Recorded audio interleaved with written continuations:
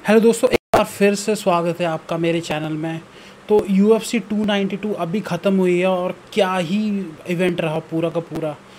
Finally जो match जिसका हम सभी को इंतज़ार था, अल्जमेन स्टर्लिंग जो 9 मैचेस से अनडिफीटेड चल रहे थे, उनका मैच हुआ शॉन ओमैली के साथ। और एक्सपेक्टेशन थी कि अल्जमेन स्टर्लिंग इस मैच में डोमिनेट करेंगे। इवन दो जो फ़ैन फेवरेट थे सभी के, स्पेशली मैच हो रहा था बॉस्टन में। और बॉस्टन, जहाँ तक हमें पता है, इतने सालों से हम बॉस्टन में UFC के मैचेस देखते आ रहे हैं। बॉस्टन में हमेशा ही आयरिश मूल के लोगों का ज़्यादातर वहाँ पे हब है, तो वहाँ पे एज शॉन ओमैली ज़्यादातर आयरिश मूल से आते हैं, तो उन्हें जो है ज़्यादा सपोर्ट मिल रहा था। और अल्जमेन स्टर्लिंग न्यूयॉर्क से आते हैं, तो ऑब्वियसली अगर आपको पता हो तो बेसबॉल में न्यूयॉर्क और बॉस्टन रेड सॉक्स है और न्यूयॉर्क यांकीज़ है, उनका हमेशा ही बहुत तगड़ा पंगा चला रहता है। और शॉन ओमैली जो है स्पेशली बॉस्टन में काफ़ी ज़्यादा फेवरेट थे। जैसे कि एक टाइम पे हमने देखा था नोटोरियस कॉनर मैकग्रेगर हमेशा फेवरेट रहते हैं बॉस्टन में। उसी तरह से एक हमें सीन देखने को मिला जब हमने एंट्री देखी शॉन ओमैली की। शॉन ओमैली आए, अल्जमेन स्टर्लिंग आए, और उसके बाद जब मैच स्टार्ट हुआ, आई थिंक मैं होप कर रहा था कि ये मैच कम से कम 5 राउंड ज़रूर चलेगा। लेकिन इस पूरे अगर स्ट्रक्चर में दोनों बंदों की स्ट्रक्चर अगर देखी जाए तो कहीं ना कहीं शॉन ओमैली के पास थोड़ा सा जो है हाइट का एंड रीच का जो है एडवांटेज था इस मैच में। और जहाँ तक हम 2017 में जब डेना वाइट कंटेंडर सीरीज से जब से शॉन ओमैली आए, हमने देखा कि बहुत ही एक्यूरेट पंचर वो माने जाते हैं। वो जो उनका पंच होता है बहुत ही एक्यूरेटली मारते हैं। वो ऐसे नहीं कि वो हमेशा जो है वो बहुत वॉल्यूम के साथ पंच मारते रहते हैं, वो वेट करते रहते हैं कि कब जाके उनको पंच मारना था। तो जो पहला राउंड अगर आपने देखा तो पहले राउंड में शॉन ओमैली और अल्जमेन स्टर्लिंग एक दूसरे को देख रहे थे। उन्होंने बहुत ज़्यादा जो है वो पूरा फर्स्ट राउंड जो है एक दूसरे को देखने में, हाँ, जैसे ही फर्स्ट राउंड जब ख़त्म हो रहा था तो अल्जमेन स्टर्लिंग ने टेक डाउन करने की कोशिश करी शॉन ओमैली को। बट शॉन ओमैली ने जो है टेक डाउन जिस तरह से डिफेंस किया, वो अपनी एक लात के सहारे खड़े रहे और उन्होंने जो है नीचे अपने आप को नहीं गिरने दिया। और पहला राउंड ख़त्म होता, जहाँ तक पहला राउंड जब हुआ था तो मैं इवन कह रहा था इस राउंड को कि इवन है। अब स्टार्ट होता है दूसरा राउंड स्टार्ट होते ही अल्जमेन स्टर्लिंग का जो, जहाँ तक मुझे प्लान लग रहा था, वही था कि वो आगे बढ़ के या जो है वो शॉन ओमैली को पंच करके नीचे गिराएं या उन्हें टेक डाउन करें। लेकिन शॉन ओमैली जो कि बहुत ही बस देखते रहते हैं कि कब उन्हें पंच मारना है। तो आज जिस तरह से अल्जमेन स्टर्लिंग को नॉकआउट किया शॉन ओमैली ने, जैसे कॉनर मैकग्रेगर का मुकाबला हुआ था आज से करीब 5-6 साल पहले होजे आल्दो के खिलाफ, उसमें हमें पता है कि बहुत जल्दी वो मुकाबला ख़त्म हो गया था 13 सेकंड में। और एक तरह से जब बार बार कमेंटेटर, UFC के कमेंटेटर स्पेशली जो रोगन बार बार उसको रिकैप करके देख रहे थे विद डैनियल कॉर्मियर, तो उनको यही बोलना था कि ये उसी ही नॉकआउट की याद दिला रहा था। अल्जमेन स्टर्लिंग आगे आते हैं पंच करने की, लेकिन शॉन ओमैली को पता होता है कि पंच उसके, तो वो पीछे हट जाते हैं और उसी समय वो अपना राइट हैंड देते हैं और कटाक अल्जमेन स्टर्लिंग को लगता है और अल्जमेन स्टर्लिंग नीचे गिर जाते हैं। उसके बाद अल्जमेन स्टर्लिंग को दूसरे राउंड में शॉन ओमैली संभलने का मौका ही नहीं देते और उनको ग्राउंड और पाउंड देते रहते हैं। एक टाइम पे लगता है कि अल्जमेन स्टर्लिंग उठ जाएंगे, लेकिन दोबारा शॉन ओमैली जिस तरह से पंच करते हैं तो रेफरी बीच में आके राउंड ख़त्म कर देते हैं और बहुत ही स्पेक्टेक्युलर तरीके से ये मैच ख़त्म हो जाता है। शॉन ओमैली फाइनली अल्जमेन स्टर्लिंग का जो रीन स्टार्ट हुआ था पीटर यान को हरा के, कंट्रोवर्शियल मैच था जिसमें पीटर यान ने जो है वो नी मार दी थी और अल्जमेन स्टर्लिंग को बोला गया था कि ऑस्कर लेवल एक्टिंग थी। लेकिन उस मैच के बाद वो मैच में परफॉर्मेंस बहुत ही घटिया थी अल्जमेन स्टर्लिंग की, उसके बावजूद वो मैच जीते थे। और पर उसके बाद जो उन्होंने रिकवरी करी, लगातार बंदों को हराते गए, पीटर यान को अगेन हराया, उसके बाद कई और चैम्पियंस को हराया, स्पेशली हम कहने चाहेंगे हेनरी सेहूडो। सो जिस तरह से रीन रहा अल्जमेन स्टर्लिंग का बहुत ज़्यादा इंप्रेसिव रहा। और इस मैच के बाद शॉन ओमैली ने दिखा दिया कि he is a championship level fighter और वो एक चैम्पियनशिप फाइटर है।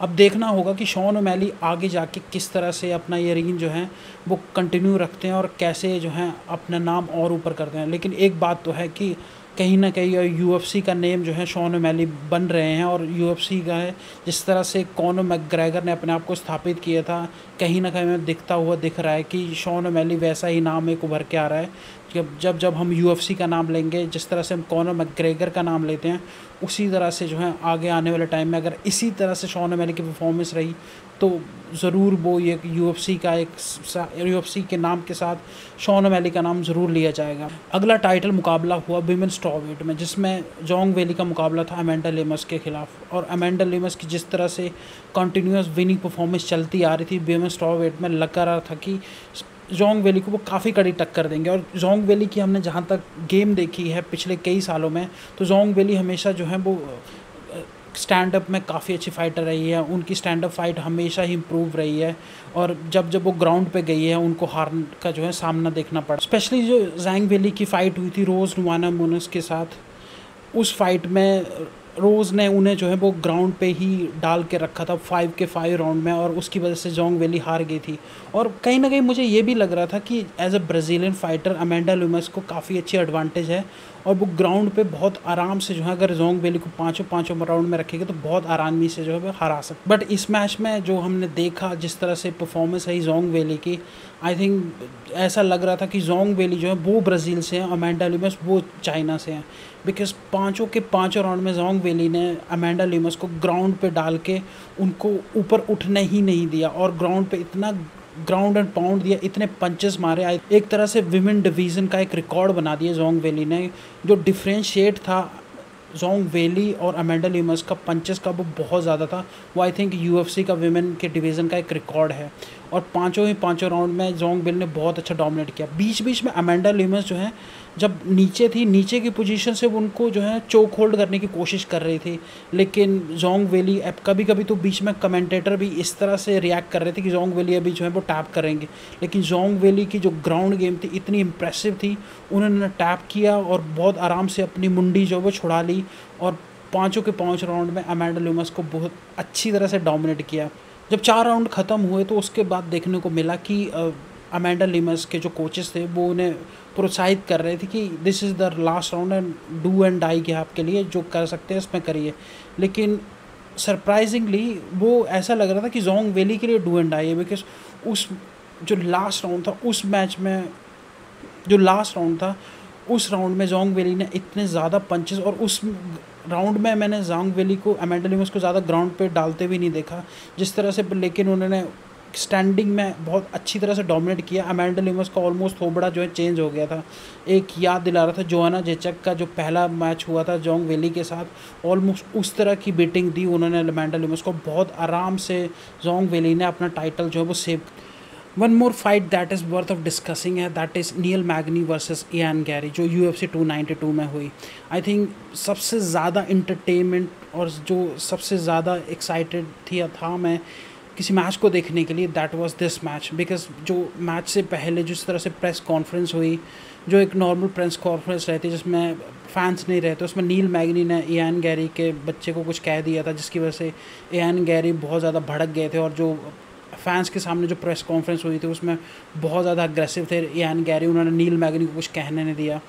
और ये मुझे फ़ाइट याद दिलाई हबीब नुरमगोमedov वर्सेस कॉनर मैकग्रेगर की। जिस तरह से पर्सनल फ़ाइट वो थी, उस फाइट के बाद अगर मुझे कोई पर्सनल फ़ाइट देखने को मिली जिसमें बहुत ही ज़्यादा पर्सनल फाइटर एक दूसरे से लड़ रहे थे, ऐसे कि एक दूसरे का खून करने को आमादा थे, इतने सालों बाद मुझे वो फ़ाइट देखने को मिली नील मैग्नी वर्सेस इयान गैरी की।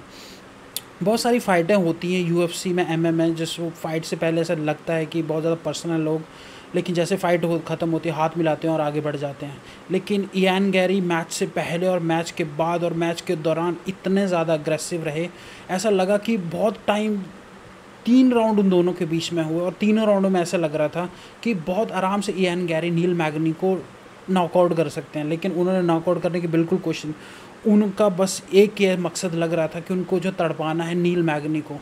और जिस तरह से नील मैग्नी की लेफ़्ट लेग को कॉन्टीन्यूसली वो टारगेट करते रहे, कई बार नील मैग्नी नीचे गिरे, लेकिन इयान गैरी बार बार उन्हें कह रहे थे कि उठ जाओ, ऊपर उठो ऊपर उठो, और नील मैग्नी को इतनी बुरी तरह से हरा। I think one of the worst beating मैंने देखी किसी बंदे को अगर मिली हो। नील मैग्नी जो है ऐसा लग रहा था बीच में मैच छोड़ना चाह रहे थे, लेकिन कूडोस टू नील मैग्नी, वो मैच भी छोड़ नहीं रहे थे और वो भी अपना पूरा 100% देने की कोशिश कर रहे थे।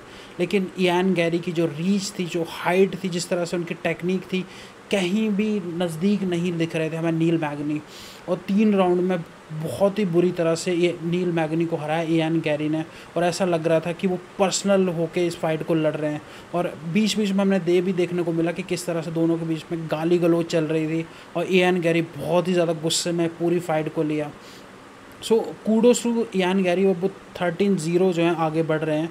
और आई थिंक कॉनर मैकग्रेगर के बाद कोई आयरलैंड से एक फ़ाइटर जो मुझे लग रहा है कि बहुत आराम से 170 जो डिवीज़न है उसमें चैम्पियन बनेगा, और आयरलैंड से कोई चैम्पियन बनेगा। सो इयान गैरी वो नेक्स्ट फाइटर ज़रूर हो सकते हैं। सो ये टोटल रहा मेरा UFC 92 का कुछ रिव्यू, और जो मैंने देखा I think one of the best event इस पूरे साल का ये था। I am not saying that the best event इस साल का था, लेकिन one of the best event था।